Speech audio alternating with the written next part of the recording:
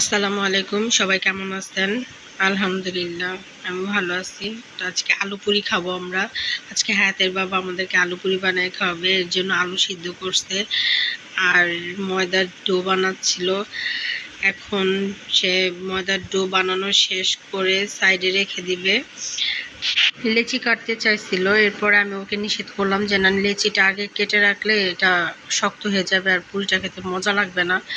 এর জন্য ওকে বললাম যে তুমি প্রথমে আলু ভর্তাটা করে নাও। তো আলু ভর্তাটা করতেছিল, অনেক বেশি ভালো লাগতেছিল দেখতে। আলু ভর্তাটা অনেক লোভনীয় ছিল। আর হাতে বাবার হাতে যে কোনো খাবারই অনেক বেশি মজা হয়, আর খুব যত্ন সহকারে এই খাবারটা বানায়, অনেক টেস্ট হয়। তো এই কারণে আমিও নিষেধ করি না যে না এটা করতে হবে না বা বানাতে হবে না।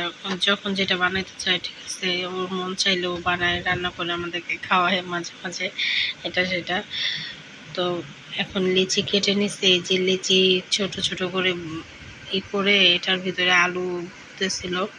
আমিও হেল্প করছি একটু একটু করে, যে একা হাতে কতক্ষণ লাগাবে।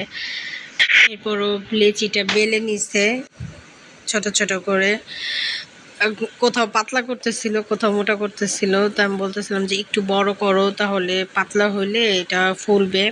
আর আগেই আমি তেল বসায় রাখছিলাম, তো এখন এই যে তেলের মধ্যে ছেড়ে দিছে। বেশি একটা গরম না হইতে ছাড়ার কারণে প্রথম পুরিটা একটু ডিস্টার্ব হয়েছে, পরে আবার যখন ছাড়ছি তখন মাশাআল্লাহ পুরিটা এত বেশি ভালো হয়েছিল যে কি বলবো। ফুলছে, অনেক সুন্দরভাবে ফুলছে। প্রত্যেকটা পুরি যখন ফুলে ফুলে ভাজা হয়েছে তখন খেতেও অনেক বেশি মজা লাগছে।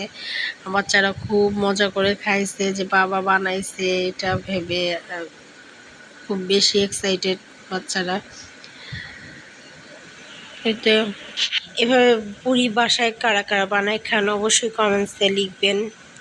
আর এই পুরিটা আমাদের বাসায় প্রায় বানানো হয়, আর আমার কাছে খুব বেশি ভালো লাগে, বাচ্চারাও খুব পছন্দ করে, তাই মাঝে মাঝে বানানো হয়।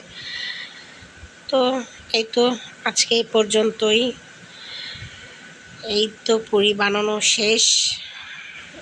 আল্লাহ হাফেজ।